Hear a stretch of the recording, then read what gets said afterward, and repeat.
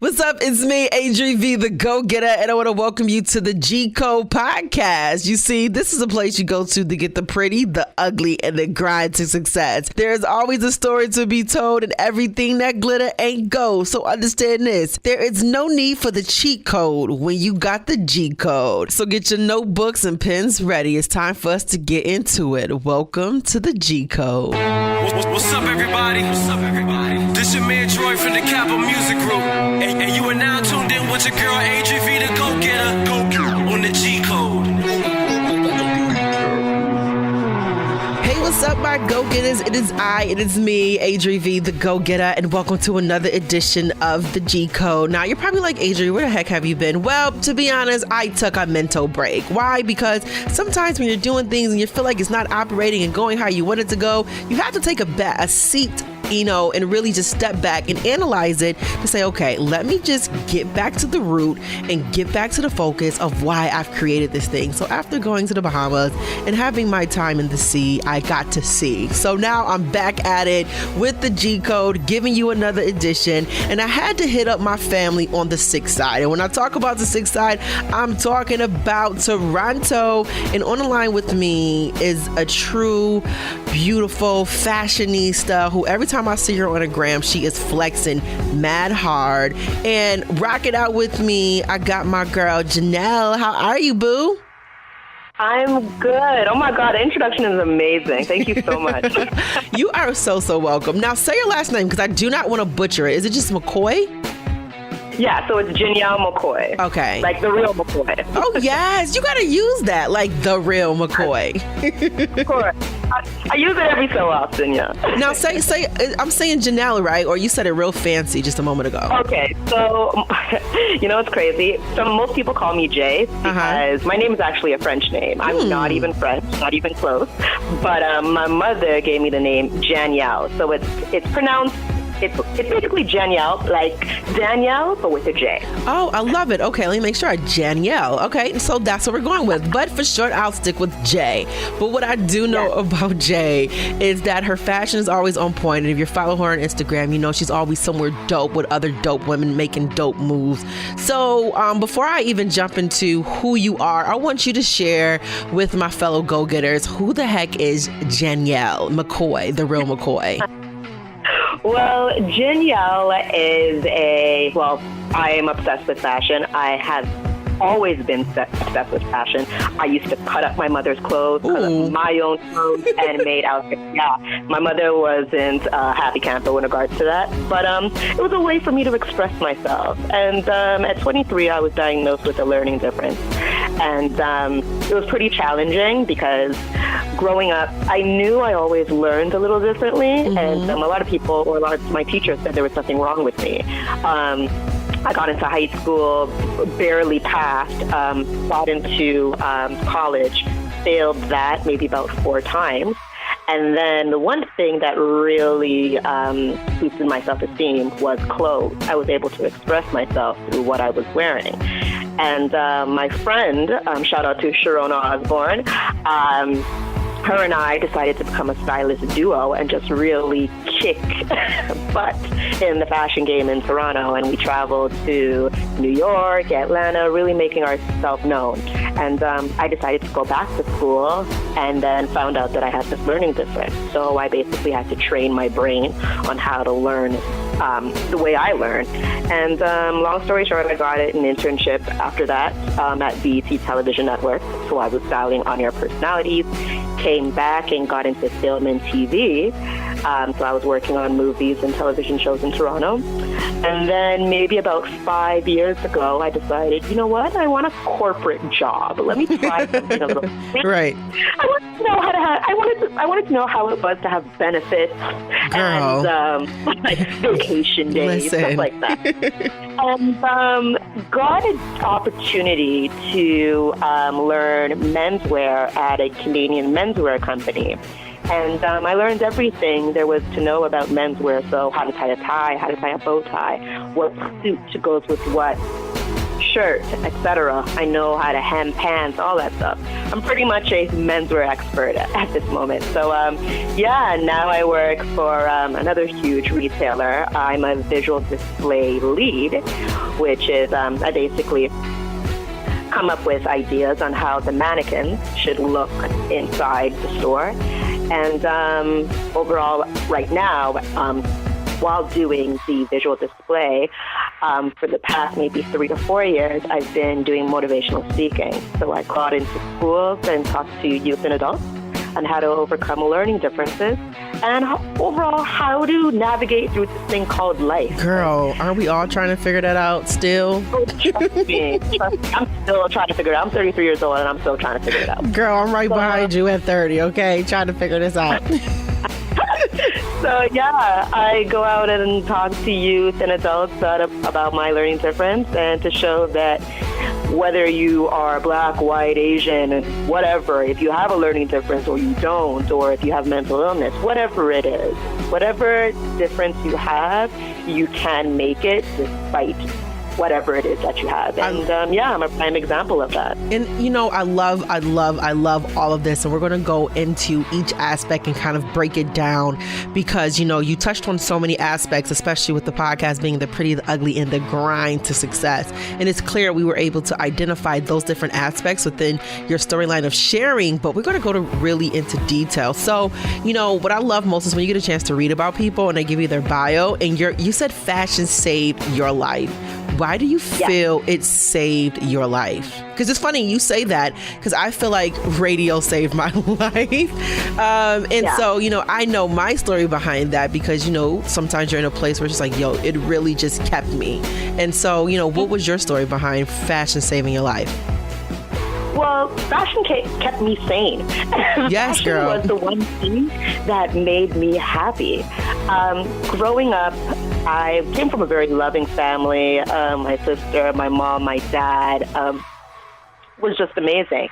But I always knew there was something a little different when it came on to my learning. And I just remember my mom always going into parent-teacher interviews, those dreading interviews.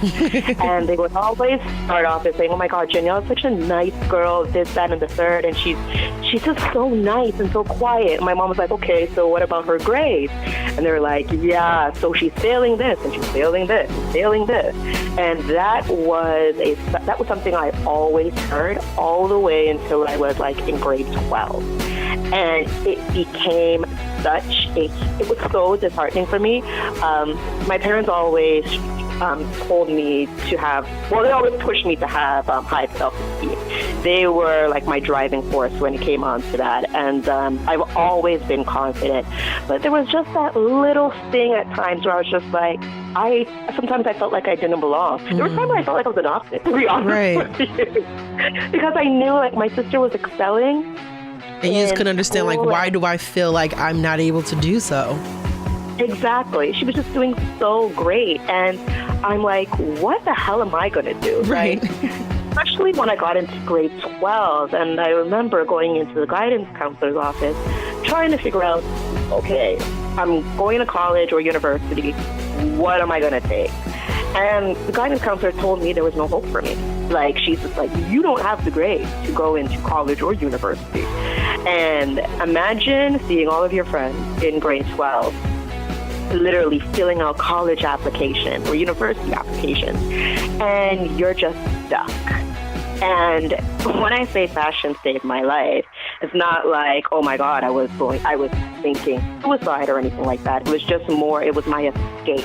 Right. It was the one thing that made me happy. It was the one thing where I felt like I could be myself. I felt that me cutting up my mom's clothes or my own clothes was a way for me to express myself, because I was so afraid to express myself verbally. The way I'm talking to you now, I couldn't talk to you like how many years ago. I was really sheltered. I was shy as hell. And I kind of just came into a corner. But the one thing that always made me stand out was what I was wearing. So when I say fashion saved my life, fashion really did. It's like it was the one thing that I felt like I was good at. And the one thing, somebody told me something in terms of when you find that one thing you're good at, push. Right. Keep going, and you will excel Right. at it. And I felt like, you know what, this is my true calling. And in the fashion industry or entertainment industry in itself, it's a hard industry Girl. to get into. Oh, Yes, you really have to want it. You really have to love it, because the amount of no's, the amount of doors and roadblocks you run up against, it will have you feeling like, yo, this ain't for me. yeah. Oh, trust me. And that is exactly how I felt. So I always say fashion is my first love, other than my dad. Fashion and my dad are pretty much neck and neck. So, yeah, that's how I would say fashion saved my life. So let's kind of, jump into just the beginning stages. So at what point, when did you know that fashion was going to be your go-to? You know what I mean? Like, growing up as a kid, I knew I always wanted to talk and get paid, right? I just knew, like you said, when you would dread going to the teacher conferences, I dreaded it so much because I knew they were going to say, Adriana is a pleasure to have in class, but she needs to shut up. You know what I mean? Like, she just talks too much. You could move me and away from my friends, but I will talk to everybody. Like, you it's not going to stop. So, for me at an early age, I knew I wanted to do something that was in alignment with music and was in alignment with, I would say, being able to talk. So at what age? I know you were cutting up your mama stuff, but what was the age that it kind of clicked in the head for you? Okay, so I was at a party. I think it was like, I think I was maybe 19 or 20 years old. And I wore these lime green and white check pants. Yeah, I was really outrageous. You were out here. You were out here. I was out there. I used to love going out to vintage shops and so forth. Value Village is still my best friend to this day.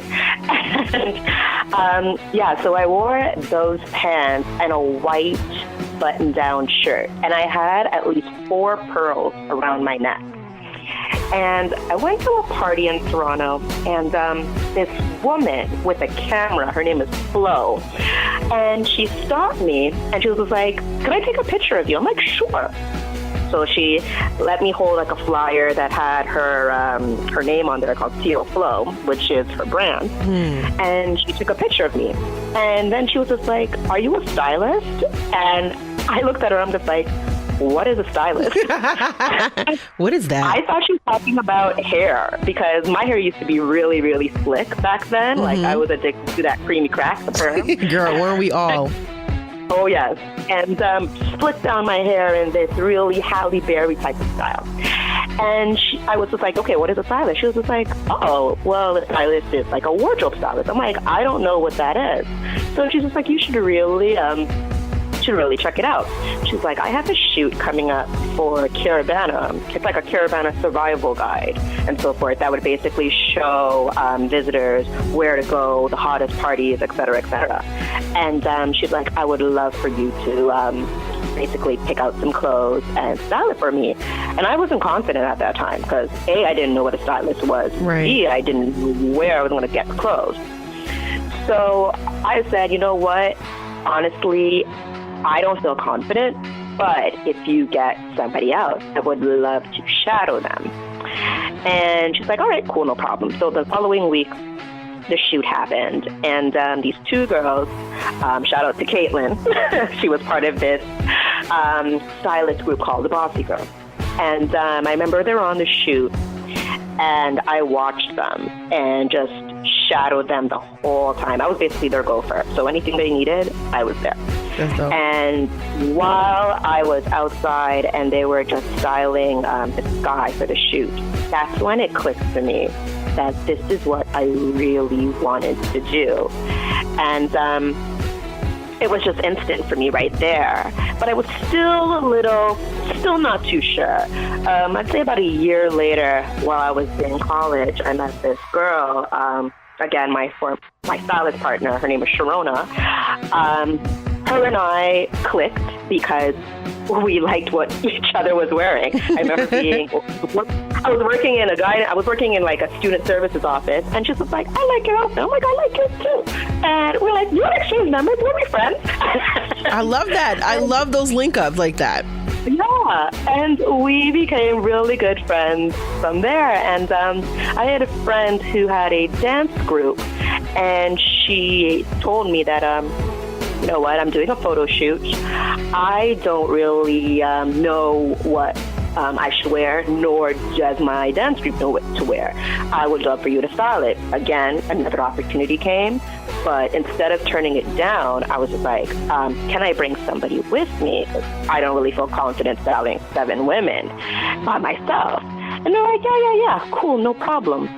So I called Sharona, and I'm like, Sharona, would you be down to help me style for a shoot? She was like, yeah, of course.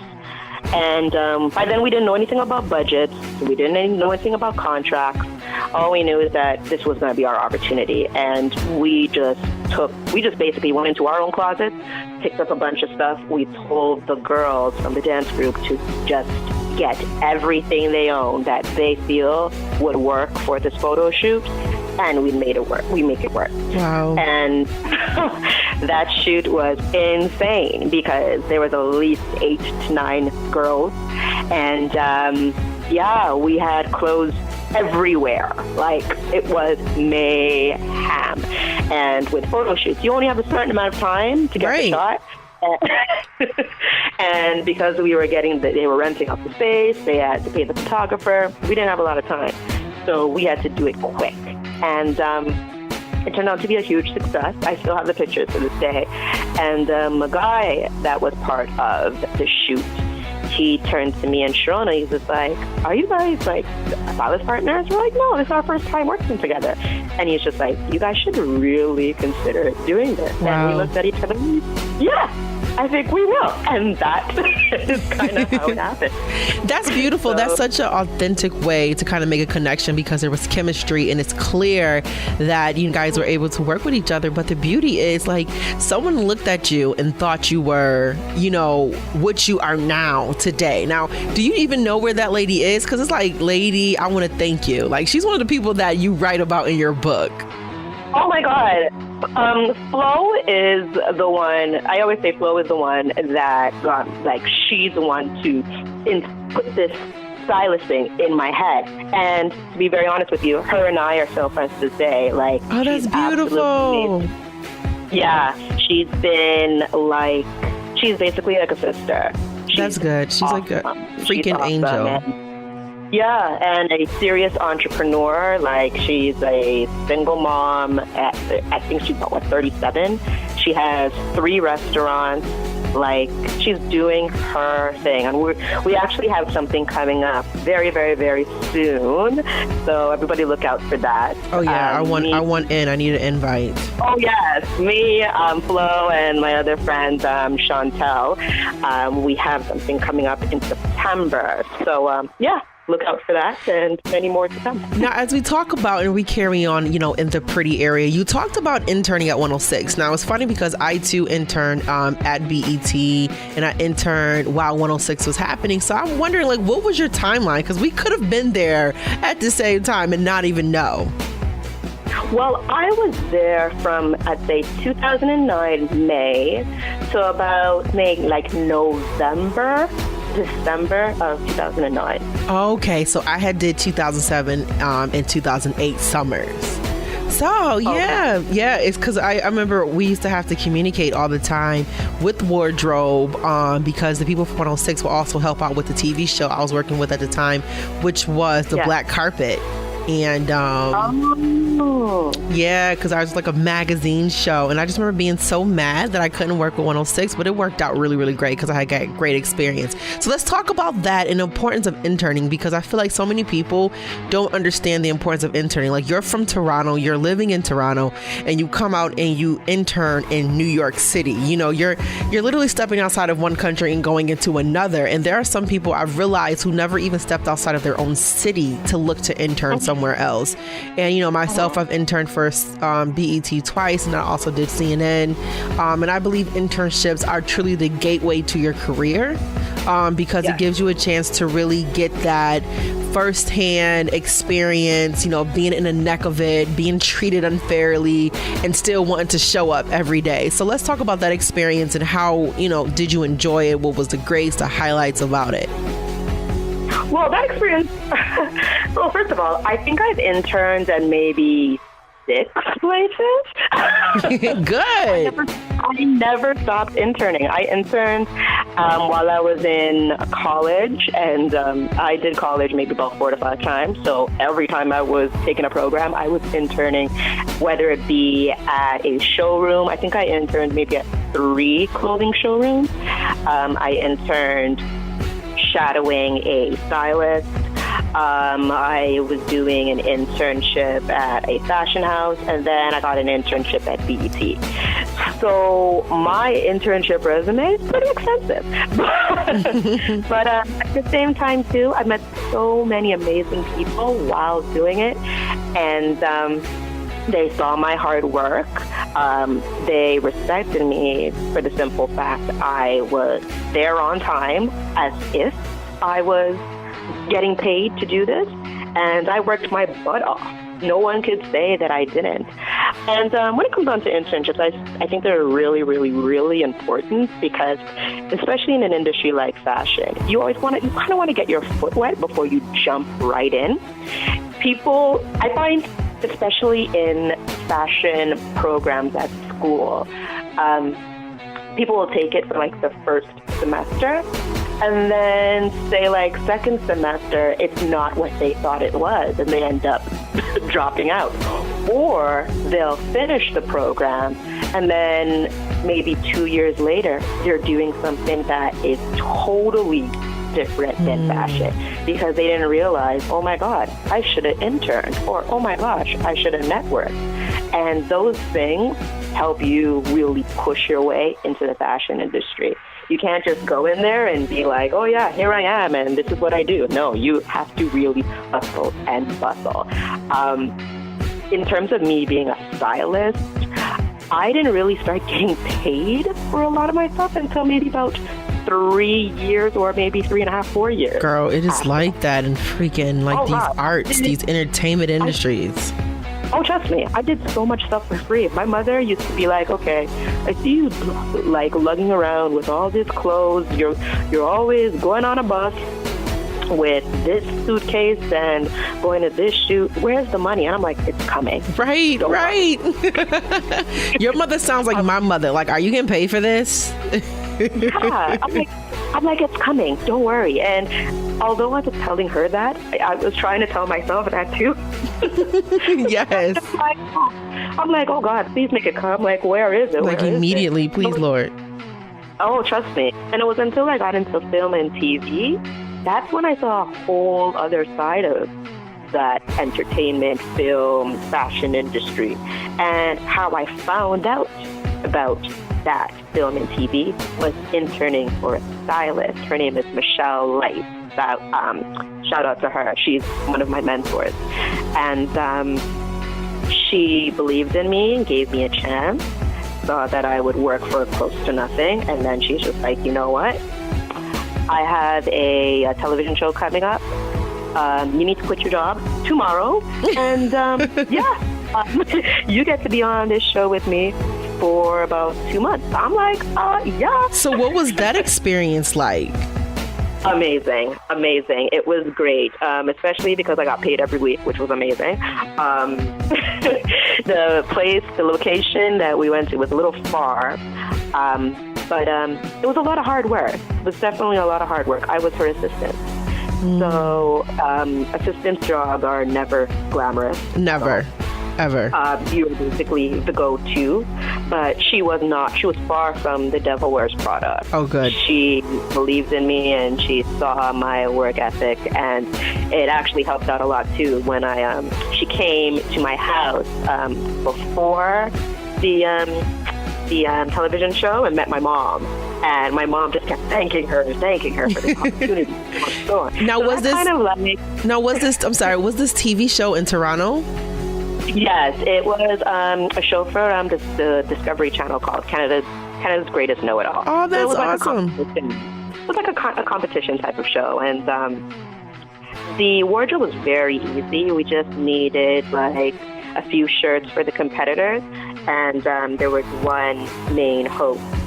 So he button-down shirts. He kind of like this whole cowboy thing. So that whole thing was very easy. But it was an amazing experience, and I still keep in contact with her to this day. Even the fashion director at BET, her name was Texana Watts. Right. Also a huge mentor. And that's good. And how do you feel about mentorship? Because I feel like, I've realized that so many people, I'm not going to say so many people, I've realized in speaking with many people, millennials our age, that some do not have a mentor.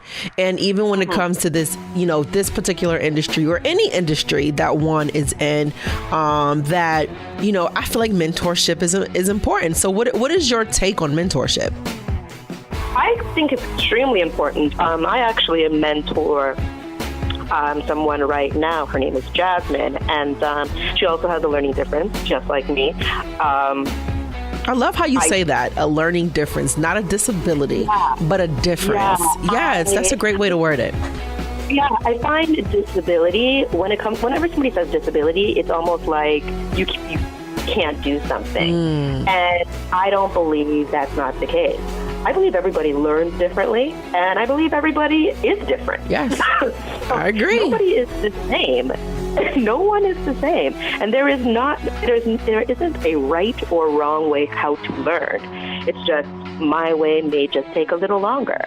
So I scratch the whole disability thing and just call it a learning difference. I love it. But Jasmine, I started mentoring her about maybe 4 years ago, and before she reminded me a lot about myself. Like, she was very confused in terms of what she wanted to do. One minute she was just like, oh my God, I want to style for Ebony magazine. Then I wanted to be a writer. I'm like, okay, girl, you're in Toronto, right? like let's backtrack here. Like, let's take this slow and let me know exactly what you wanted to do. And then she saw that I was working for this luxury retailer. She was like, oh my God, I want to do visual display. Nope. I'm like, you are not trying to be a clone of Janielle. I am molding you to be the best Jasmine you can be. And a few months ago, she asked me to speak to her graduating class at my former college, George Brown. And she's on student council, which is huge. She's doing amazing in school. And she still has dreams of being this fashion guru. And what I really enjoy and really, really love about her is the fact that she's very open with her learning difference. And before she wasn't. Now, so, I believe. I'm sorry, go ahead. I believe mentorship is extremely important for sure. It really is, especially being able to just groom the next generation, because now they worry me so much. But tell me about it, girl. So what I love, as I talked about your learning difference, in the podcast, I always talk about the pretty. We get a chance to talk about the pretty, the things that we do, seeing you on Instagram, flexing, and all of that. But then there's the ugly. The ugly is things not going our way, things not working out how we thought they would. And, for instance, like you said, discovering this at 23. And sometimes, it's like shame on those teachers who never really took the time to look and see what was so different about your difference of learning. You know what I mean? To really help you at that early state. And it's just like, man, you learn that at 23 after you have gone all the way through high school with difficulty. And so let's talk about, the ugliness of reaching the places that you desire, from, the many no's that you may have gotten, the feeling, like you said, left out, or not like you were a part of the family, or even just looking at yourself differently because of the difference. How do you feel that ugly time in your life has groomed you today? And, what were some of the lowest moments, and how did you get over them? Well, oh boy. I think high school was definitely one of the most challenging times. If you ever talk to somebody, they would always say that high school, you get half of the people that say high school is amazing, and then you'll get another half that said they hated it and they would never go back. I was kind of like in the middle. There were certain parts of high school that I absolutely enjoyed. I loved being around my friends. There were some interesting times where the friends that you thought were going to be your friends from elementary school, they weren't really your friends in high school, and then you made new friends, and you kind of had to open up and kind of just be a little bit more expressive about feelings and so forth. So that was a little challenging. And then just seeing them even apply for colleges and get accepted, that was a huge time for me. Like, I was really, really, really confused. I had no idea what I wanted to do. And then when I graduated, I felt okay. I felt amazing, but still very, very low.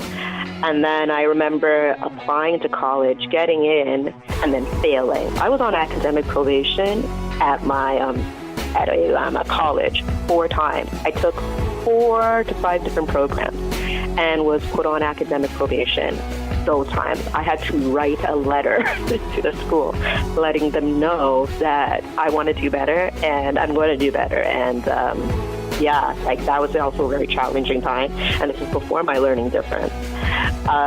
Once I got into the college that diagnosed me, which is George Brown, things became a little better, and my confidence started to really blossom. Then I got the internship at BET, amazing experience, but being in New York as a suburban Toronto girl. You had to learn real quick.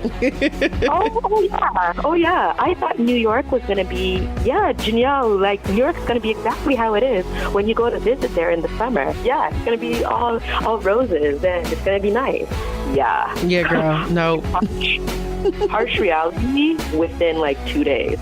Not nice at all. No. And, there was a situation that happened to me while I was there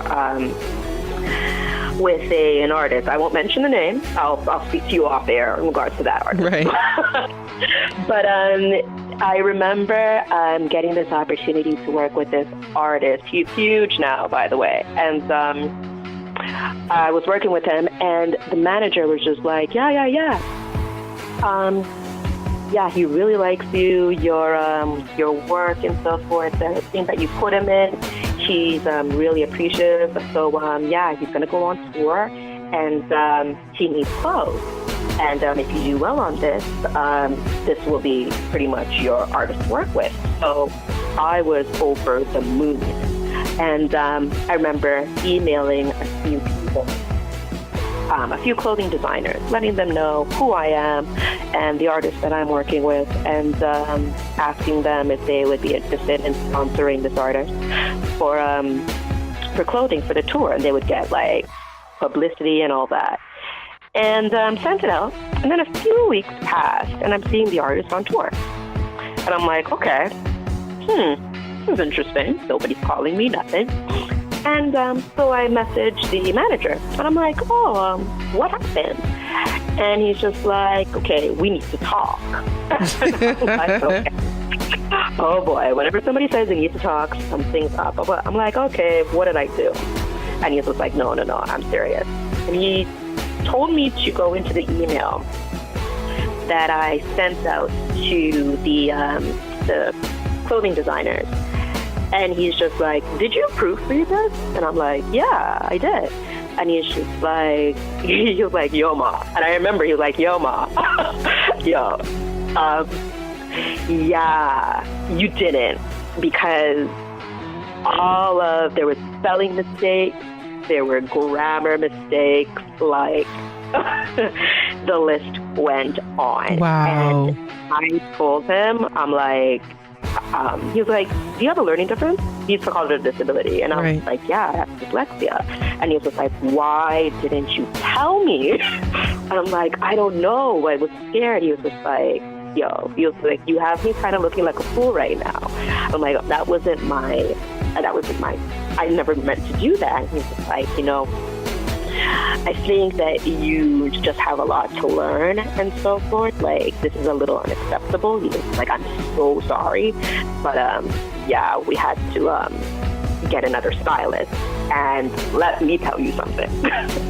I went into a very, very, very deep low. Oh, my goodness. It was tragic. And a lot of people, I've spoken about this story to a few people. Like, I go out into at-risk schools and talk and so forth, and spoken to a few students about it, but I've never really said it publicly. So yeah, consider this a first. But yeah, it was a really, really, really tough time for me. And after that day, I just said, you know what? I need to make this known to everybody. Everywhere I work, I need to make them know that I have a learning difference. And it's not that I'm trying to get any special right, or have an excuse or anything. Yeah, it's just more of like, just have patience with me and understand, like, whenever I'm talking to somebody, sometimes my eyes will go into another way. And it's just sometimes when I look out into space, it's more or less for me to try to get all the words that I want to say. So I'll be able to just put them out there when it's my time to talk. And then there's sometimes when I'm talking and then all of a sudden the words just kind of come out of my head and I don't know where they are. And I kind of just have to be like, okay, you know what?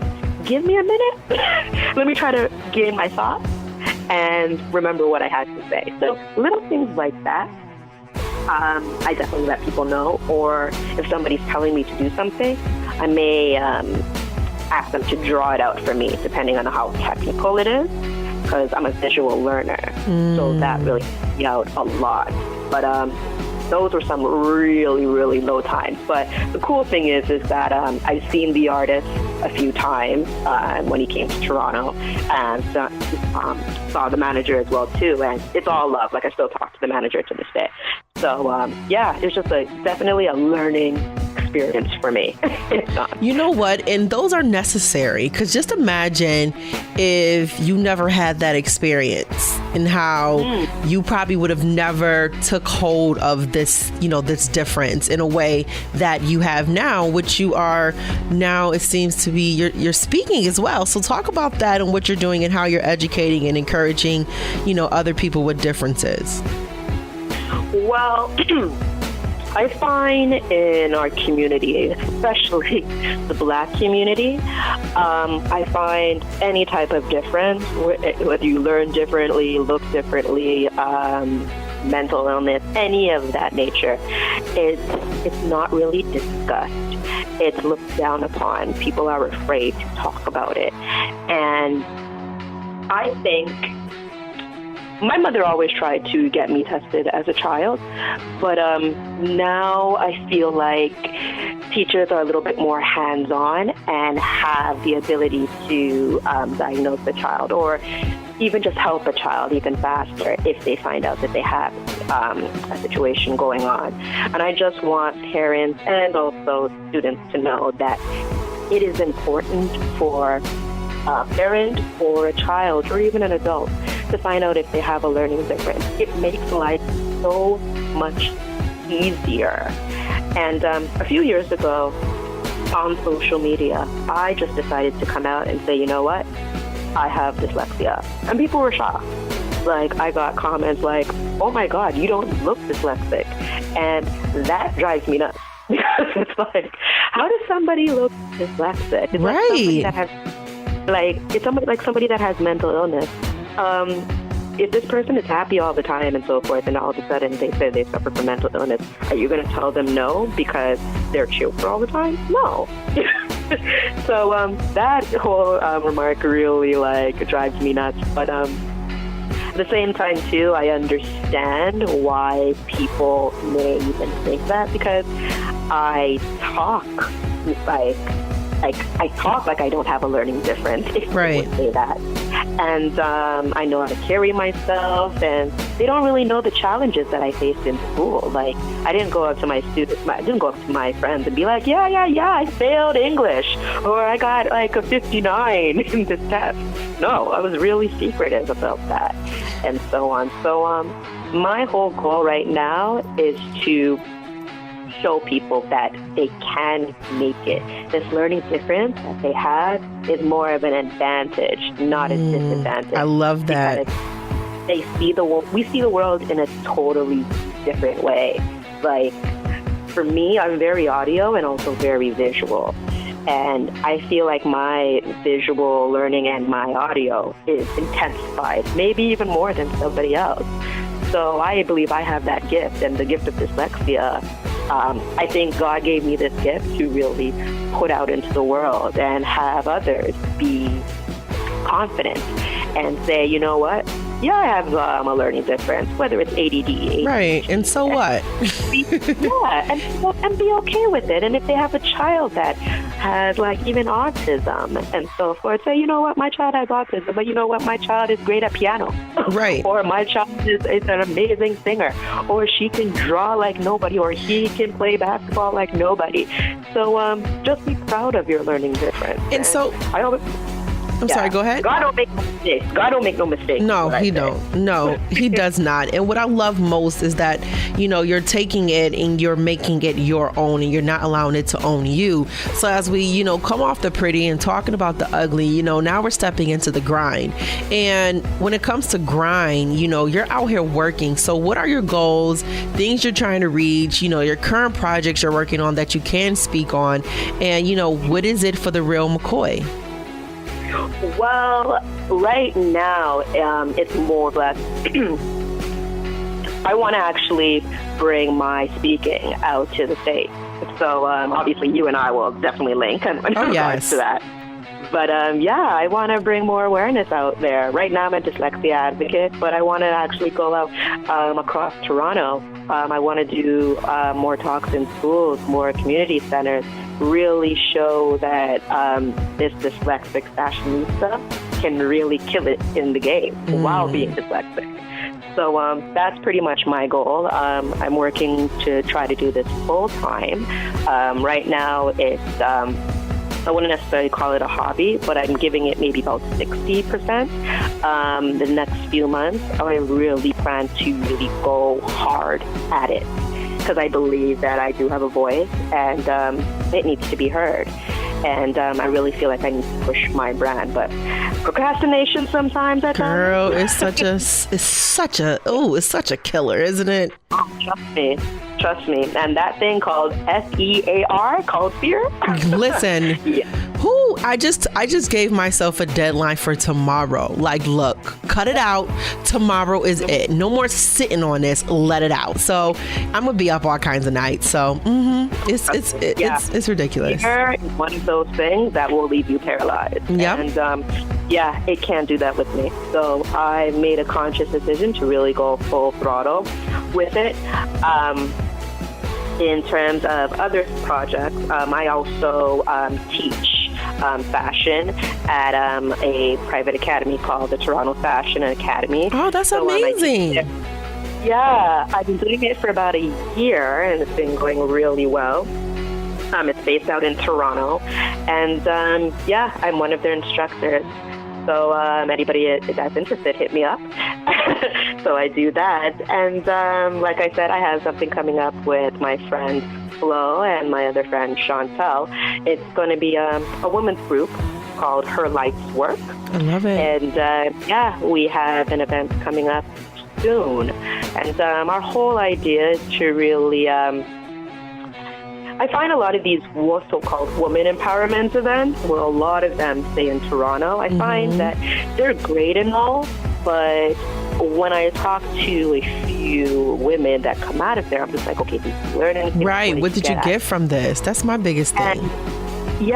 And there's not much. Like, there's a few of them that are great, and then there's a few of them that just do it for the groupie love. And so forth. Like, I went to the one over in Buffalo with Michelle, the one with Women in the Spotlight going global. Yes. And I went with my friend Sharona like 2 years ago, and it was amazing. Like, amazing. Yep. We got another one coming up this year too. Oh yes, I'm aware. But yeah, I just loved what Michelle represents, how she got started and so forth. And so me and my friends are planning to do something similar to that, but very small. And we really want to target the women who go to these type of events but don't really get anything out of it, or if it's just more or less they're afraid to go up to a speaker and talk. We want to get them out of their shell. We want to say, you know what, like, what question would you like to ask that you're afraid to ask at this other event? Because we can actually help you with that. We're going to give you hardcore, nitty-gritty facts about any industry that you're trying to get into, and more or less just build confidence. Because I believe once you have confidence, you can conquer anything in any industry. I agree. So, yeah, that's kind of what I've got going on now. All right, my lovely. Well, listen, I feel like you shared with us so much and really put things in perspective. Especially what I love most is the difference, and that for me is everything, because you're taking something and you're not allowing it to really put you in a place or box you in, but you're taking it and, you're owning it and making it your own. So salute to you for that and really deciding to, take it from that angle. And even with all the work that you are doing in itself. So, girl, I salute you. You are moving. Now, tell the folks how they can follow you via social media, your website. Yes. So my Instagram is Janielle McKoy. That is JANIELLE